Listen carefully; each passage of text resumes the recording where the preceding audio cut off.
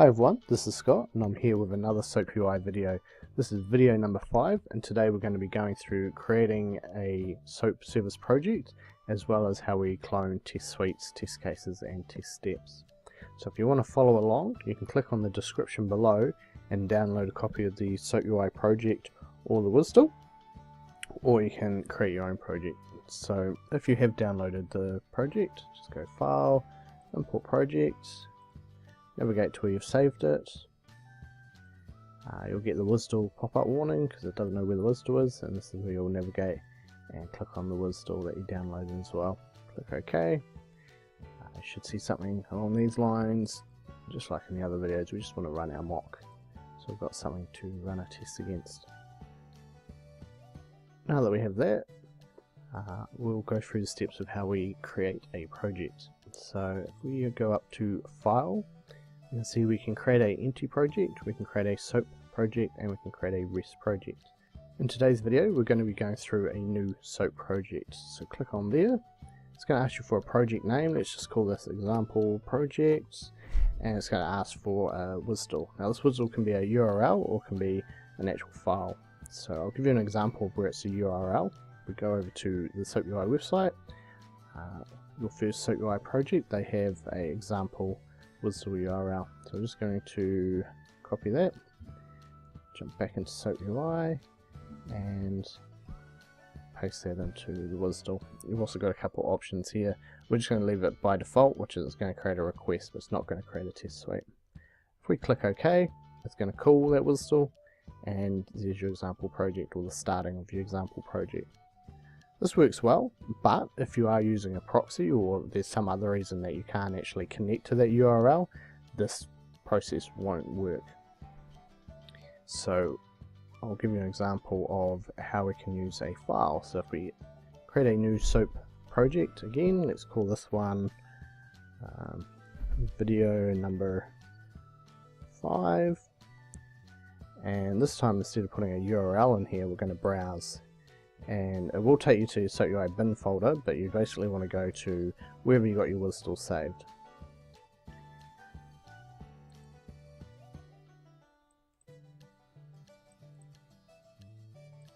So our WSDL is sitting here, and we can open that up. We've got the same options here. We'll just click OK, and there we go. Now that we've got this project, we're just going to get rid of this other project. Now we could close the project, which will keep the title in SoapUi and we can reopen it at a later point, but we want to remove it. No, we're not going to save it. Going back to video number 5, we can see that we've got this get hero real name binding and a request underneath that, but we don't have any test suites, test cases or anything like that. So if we want to open up this request, we can double click it, and we just want to make sure that we're pointing to the right URL. So we want to point this to our mock. So the port number is 20050, which we can get from our little mock screen that's running over here. And the endpoint is get hero real name. So hopefully if we run this, we'll see that we're hitting our mock and getting a response back. So there's lots of different ways to create test suites. Run through a few of them. So if we right click on the request, we can see that it's got this add test case, and because we don't have a test suite, it's going to create a test suite. So let's just call this example 1 test suite. Click OK. It's going to ask for a name for our test case, example 1 test case, and there we go. We get a couple of options. We're just going to pretty much keep it as standard, but you can have a read through those and see if we want to apply any of those. And now we have a test suite, underneath that a test case, underneath that we have a test step, which is already populated with the same endpoint as our example one up here. If we run that, we should see get a result. So that's one way to create a test suite. Just close that. The other option is, we can't do it at the binding level. If we right click, we don't have any kind of option there, but if we go right up to the top level, we can see that we can generate the test suite from here. So it's going to ask us, do we want a test case for each operation, which sounds good, and create a new empty request, also sounds good. we're actually going to just select the get hero real name here, but you could, if you wanted to, tick all the boxes, and you could also generate load test, which we're not going to worry about at this point. Click OK. It's going to ask for a name. Let's call this example 2 test suite. Let's create another test suite. Now if we expand that out, we'll see that it's given it a test case and a test step. Now the difference here is if we open up this test step, it's actually got the original details and it hasn't taken the details from our example request. If we change that, get hero real name, and let's also put a hero name in. Now if we run that, yeah, we're hitting our mock and we're getting a response back. And another way to create a test suite is to go right up to the project level, right click on the mouse, and you've got new test suite here. Let's call this one example test suite 3. Oops. Let's keep it consistent. 3 test suite. You notice that it's created a test suite, but there's no test cases underneath it. We'd then have to right click on it and go new test case. Give this one a name.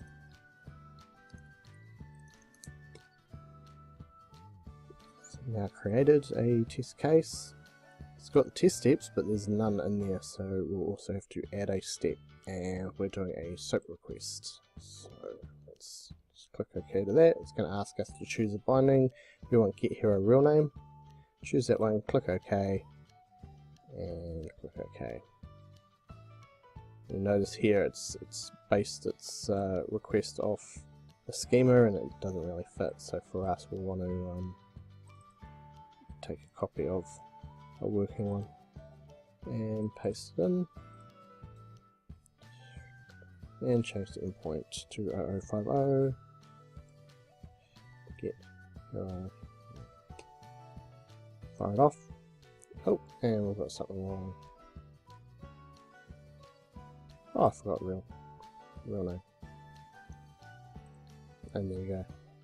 So that's 3 different ways that we can create the test suites.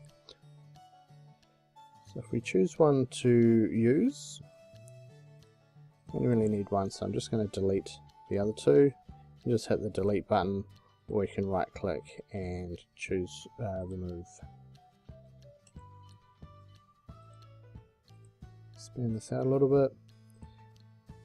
So we might want to clone this test step. Now we can right click and we can go clone test step. It's going to ask for a name, we can overtype it. It's going to default to copy of at the start, but we can call this anything we like. Test number 2, project, target test suite, target test case. So we could create this test step and we could put it in any project, any test suite, any test case.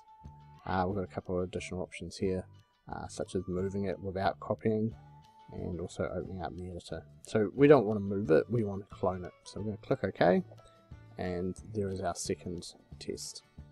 If we run that, it should pass. Now all these details are the same ones that have come from the original test that we've cloned from. If you right click, you can also see that there is a shortcut, which is F9. So if we click here and go F9, we get that same pop-up window. And we can keep doing that again and again and again. So that's quite useful if you want to have, perhaps you want to run some specific tests.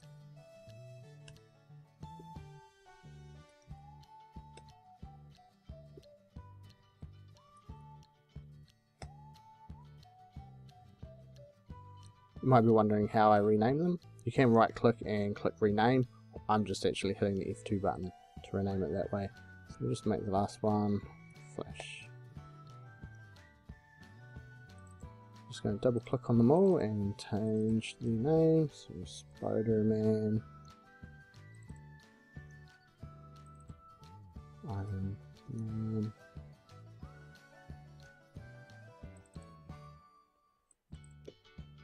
Wonder Woman and Flash.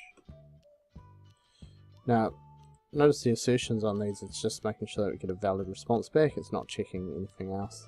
If we had more assertions under the original test case, when we cloned it, it would move those assertions along with it. I'm just going to run all of those and just see if they're all working. Cool. So that's a quick way to get a multiple amount of tests in different heroes. The other thing we can do around cloning is we can clone it at a test case level. Same deal, right click and clone, or just hit the F9 button. Behaves virtually the same way, it defaults to a copy of, but we can call this anything we want. And you can also target any project, any test suite. Remove it instead of copying, but we want to copy.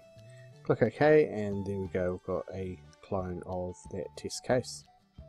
We can also do the same thing with test suites. If we right click, we can see that we have clone test suite, also the shortcut of F9, and once again it defaults a name, we'll leave it as a default.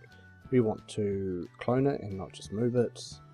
We can also clone the description if we had a description for that test suite. Click clone, and now we've got a clone. So that's it for this video. Hopefully this teaches you how to create a project and also how to clone test suites, test cases and test steps. If you like the video, click the like button and subscribe. In the next video we're going to be going through data driving the tests. This is where we're going to be able to run a bulk of scenarios through and not have to have a huge amount of maintenance with having so many test steps.